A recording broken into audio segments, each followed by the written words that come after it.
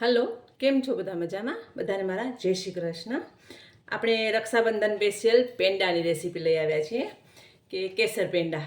કેસર પેંડા માર્કેટમાં મળે છે, પણ એના જેવા ને એનાથી પણ સરસ ઘરે બને છે. તો એકવાર મેં વ્હાઈટ પેંડાની રેસીપી વિડીયો અપલોડ કરેલો છે, તમને જોવું હોય તો તમે જોઈ શકો છો.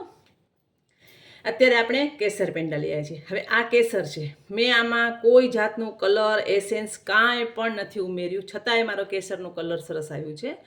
મેં તમને ઘણા વિડીયોમાં કીધું છે કે કેસરને કેવી રીતે કરવાનું. કોઈ પણ નોનસ્ટિક પેન હોય એમાં કેસરને જરાક તપાવી લેવાની હોય છે, બાળી નથી નાખવાની. જરાક જ તપે ને એટલે એને ખાંડની દસ્તામાં કૂટી અને દૂધ નાખી દેવાનું, તો તમારા કેસરનો કલર આ જ આવશે.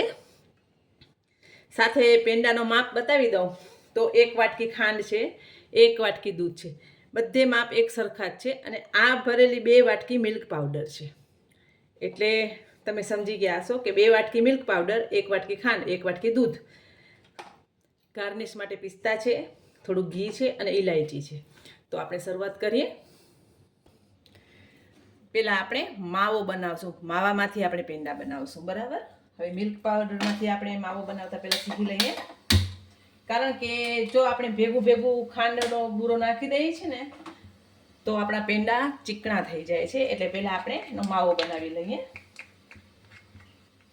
પહેલાં મેં ઘી લઈ લીધું છે.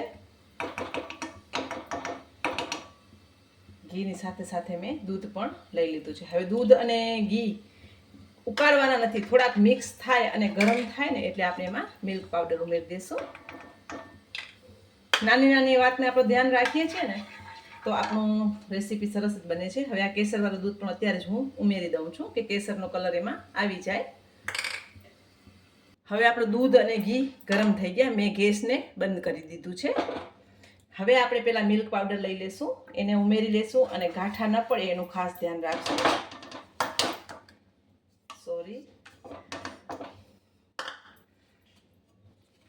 ગાંઠા ન પડે એનું ખાસ ધ્યાન રાખશું. અને તમે જોઈ શકો છો એકદમ આપણું કેસરનો કલર સરસ આવી ગયું છે. હવે આપણે આ મિક્સ કરી અને ગાંઠા ન પડે તેનું ખાસ ધ્યાન રાખવાનું છે. અને હવે આપણે ગેસને સ્ટાર્ટ કરી દઈએ. એટલે થોડીક જ વારમાં આપણો માવો સરસ તૈયાર થઈ જશે ઘરે. મેં પહેલાં પણ આ રેસીપી બતાવેલી છે, પણ ત્યાં વ્હાઈટ પેંડા હતા, અત્યારે આપણે કેસર પેંડા કર્યા છે.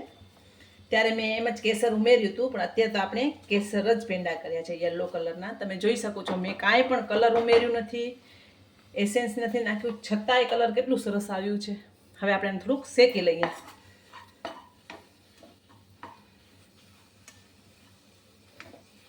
હવે સાથે આપણે એમાં ઇલાયચીનો ભૂકો પણ નાખી દઈએ. એક ખાંડ છે એ હું તમને કહું ત્યારે જ નાખવાની છે, હમણાં નથી નાખવાની. આ પેંડાનું પરફેક્ટ માપ હતું.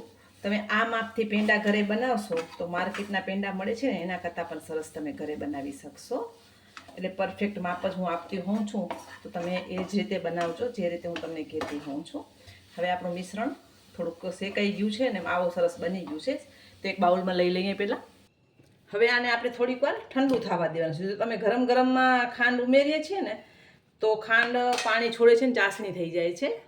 તો પહેલાં આપણે એને થોડુંક ઠંડુ કરી લઈએ, પછી આપણે હાથથી પણ એને મસળશું. પણ બહુ ગરમ છે અત્યારે, એટલે ખાસ ધ્યાન રાખજો દાજી ન જવાય. આ રેસીપી તમારા રક્ષાબંધનના તમારા ઘરે બનાવજો, તમારા ભાઈ માટે લઈ જાજો. અને તમે જે હાથે બનાવી છે ને એની ખુશી અલગ હોય છે. આ ઠંડુ થાય ત્યાં સુધી તમને હું એના કપ બતાવી દઉં.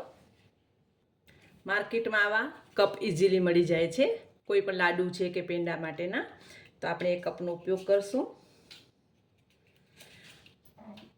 અને પેંડામાં તમે ફ્લેવર બીજી કરવી હોય તો તમે કરી શકો છો. જો મેં કેસર નાખ્યું છે એની બદલીમાં જે અત્યારે થઈ ગયું એના પછી 1 ચમચી તમે ક્રશ કોઈ પણ નાખી શકો છો. સ્ટ્રોબેરી ક્રશ છે કે પાઇનાપલ ક્રશ છે, અથવા તમે એસેન્સના ઉપયોગ પણ કરી શકો છો. એકદમ સરસ દાણેદાર પેંડા થશે, તમે જોજો હમણાં. આપણા એકવાર આ પેંડા તમે ઘરે બનાવશો ને પછી તમે માર્કેટમાંથી લઈ જ નહીં આવો. અને કલર તો તમે જોઈ જ શકો છો કેટલું સરસ આવ્યું છે. કેસરનો જ્યારે પણ ઉપયોગ કરવો હોય ને ત્યારે આ રીતે ઉપયોગ કરશો ને તો તમારો કલર આવું સરસ આવશે. અને આગળ મેં વિડીયોમાં બતાવેલું પણ છે કે કેસરને કેવી રીતે ગરમ કરવું અને કેવી રીતે કરવાનું. તો આપણે જોઈ લઈએ. થોડુંક ઠંડુ થઈ ગયું છે, હજી થોડુંક મને લાગે ઠંડુ કરી લઈએ પછી જ ખાંડ ઉમેરીએ આપણે એમાં, કે ઠંડુ થશે ને એટલા સરસ પેંડા બનશે. અને ગાર્નિશ માટે મેં પિસ્તાની કતરણ લીધી છે અત્યારે, ભલે થોડુંક ઠંડુ થઈ જાય પછી જ ખાંડ ઉમેરશું આપણે. તો આપણે ખાંડ ઉમેરી દઈશું હવે. તમારા ટેસ્ટ પ્રમાણે તમે ખાંડ ઓછી વધુ પણ કરી શકો છો. ઘણીવાર તમે ખ્યાલ હશે કે માર્કેટમાં ઓછી ખાંડવાળા પેડા પણ મળે જ છે. એકવાર પહેલાં આપણે મિક્સ કરી લઈએ, પછી આપણે એને હાથેથી મિક્સ કરી અને પેંડાનો શેપ આપશું. તમને એમ લાગતું હશે ને કે આ સૂકું સૂકું લાગે છે, ના, એકદમ સરસ પેંડા વળી જશે હમણાં જ આપણા.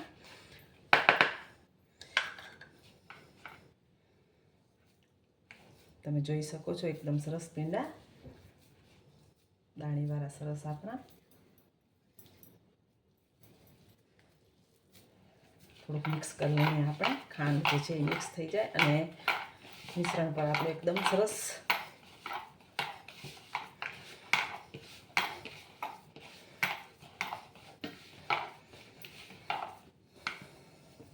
પેંડાનું શેપ તમને જેવું ગોળ છે કે લાડુ જેવું છે કે ચંદ્ર આકાર પણ તમે આપી શકો છો. પણ નોર્મલ આપણા અહીંયા પેંડા આવા જ મળતા હોય છે, એટલે આપણે પેંડાનો શેપ જ આપીશું. તમે જોઈ શકો છો એકદમ સરસ બન્યા છે ને. ઉપર આપણે પિસ્તા લગાવી દઈશું અને આમાં સર્વ કરી લઈશું આપણે પેપર કપમાં. ખાવાનું મન થાય છે ને, મને પણ થાય છે. અત્યારે આપણે નાની સાઈઝના પેંડા લેશું, બહુ મોટી સાઈઝ નહીં કરીએ.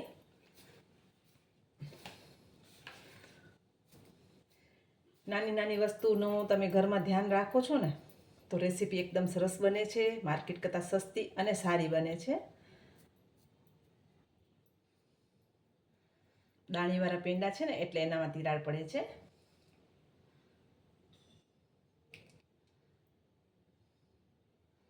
તો આપણે બધા પેંડા આવી રીતે વાળી લેશું. તો તૈયાર છે આપણા એકદમ સરસ પેંડા. તમે જોઈ શકો છો કેવા સરસ બન્યા છે ને. તો આપણે સર્વ કરી લેશું.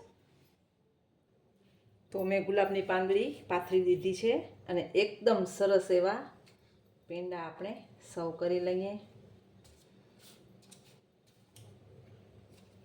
બધાને ભાવે એવા પેંડા આપણે આજે બનાવ્યા છે ઘરે.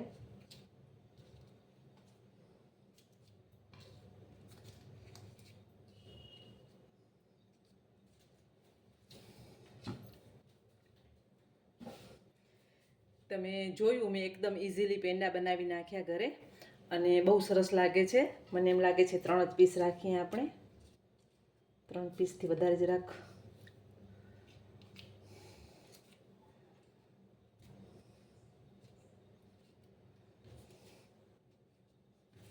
બહુ સરસ પેંડા ઘરે મેં બનાવી લીધા છે, ઇઝીલી બની ગયા છે અને કોઈ જાજી મહેનતની જરૂર નથી. મેં તમને કીધું એમ કે ઘરમાં 1 ટોપરાનું ખમણ અને મિલ્ક પાવડર જો ઘરમાં હોય ને તો તમે ઘણી બધી રેસીપી બનાવી શકો છો. તો તૈયાર છે આપણા રક્ષાબંધન સ્પેશિયલ કેસર પેંડા. તમારા ઘરે ચોક્કસ આ રેસીપી બનાવજો. તમે કલર પણ જોઈ શકો છો અને ટેસ્ટમાં તો બેસ્ટ જ છે. તો આ રક્ષાબંધને તમારા હાથે બનાવેલ તમારા ભાઈને પેંડા ખવડાવજો. તો ભાઈને તો ખુશી થશે કે મારી બેન મારા માટે પેંડા બનાવી આવી છે, પણ તમને પણ થશે કે મેં મારા ભાઈ માટે પેંડા બનાવ્યા. તો ચોક્કસ આ રેસીપી બનાવો. બધાને મારા જય માતાજી.